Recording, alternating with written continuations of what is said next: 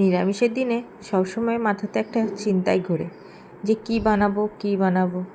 দিনের বেলায় ভাতের সঙ্গে যে কোনো কিছু খেয়ে নিলেও রাত্রেবেলায় রুটি পরোটা দিয়ে কী যে খাবো সেটা ভেবে পাওয়া যায় না। তাই আজকে একটু বানিয়ে নিয়েছি ছানার নিরামিষ একটা তরকারি। খুব সহজভাবেই বানানো যায়, তো দেখে নাও তোমরা কীভাবে বানিয়ে নিলাম।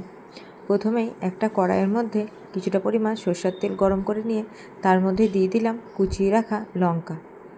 তারপরে তার মধ্যে দিয়ে দিলাম আদা জিরে বাটা লঙ্কাটা খুব ভালোভাবে কষিয়ে নিয়ে তার মধ্যে দিয়ে দিলাম কুচিয়ে রাখা টমেটোটা ভালো করে নরম করার জন্য দিয়ে দিলাম পরিমাণ মতো নুন দিয়ে টমেটোটা ভালোভাবে কষিয়ে নিলেই দেখা যায় যে টমেটোটা খুব ভালোভাবে নরম হয়ে গেছে। টমেটোটা নরম হয়ে গেলে ওর মধ্যে দিয়ে দেবো কুচিয়ে রাখা ক্যাপসিকামটা একটু ভালোভাবে নেড়ে চেড়ে নিয়ে দিয়ে দেবো পরিমাণ মতন হলুদ দিয়েও খুব ভালোভাবে মশলাটাকে কষিয়ে নিতে হবে। এরপর মশলাটা কষানো হয়ে গেলে তার মধ্যে দিয়ে দেবো কিছুটা পরিমাণে কাশ্মীরি লঙ্কা গুঁড়ো। রঙের জন্য, ঝালের জন্য তো আগেই আমরা কাঁচা লঙ্কা দিয়ে দিয়েছি। এবার কেউ যদি আর একটু পরিমাণ ঝাল খেতে চাও তাহলে তার মধ্যে একটু শুকনো লঙ্কার গুঁড়ো দিয়ে দিতে পারো। এবার মশলাগুলো ভালোভাবে কষানো হয়ে গেলে দিয়ে দেবো পরিমাণ মতন জল দিয়ে মশলাটা খুব ভালোভাবে কষিয়ে নেব। জলটা ফুটে আসলে এবার ওর মধ্যে দিয়ে দেবো আগে থেকে জল ঝরিয়ে রাখা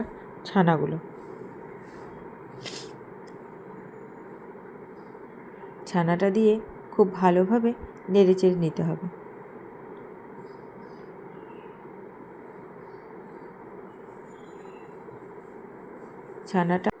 ছানাটাকে ভালোভাবে নাড়তে হবে যাতে ছানার মধ্যে কোনো ধরনের গুটলি না থাকে। এবার ওর মধ্যে দিয়ে দেবো পরিমাণ মতন চিনি। এই তরকারিটা একটু মিষ্টি মিষ্টি করলে না খেতে খুব ভালো লাগে। দেখো আমার ছানার তরকারিটা প্রায় রেডি।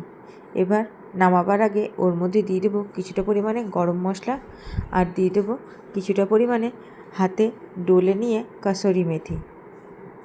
ছানা কি পনিরের তরকারি শেষে যদি একটু গরম মশলা আর কসুরি মেথি দিয়ে দেওয়া হয় না, তার সেন্ট এবং স্বাদ দ্বিগুণ বেড়ে যায়।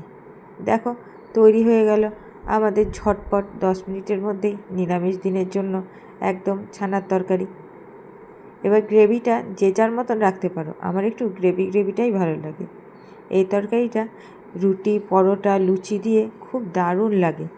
তোমাদের যদি ভালো লেগে থাকে এটা একবার নিরামিষ দিনে অবশ্যই বানিয়ে খেও, দেখবে বাড়ির লোক খুব সুনাম করবে তোমার। আর যদি রেসিপিটা ভালো লেগে থাকে তাহলে প্লিজ চ্যানেলটাকে আমার লাইক শেয়ার অ্যান্ড সাবস্ক্রাইব করে দিও।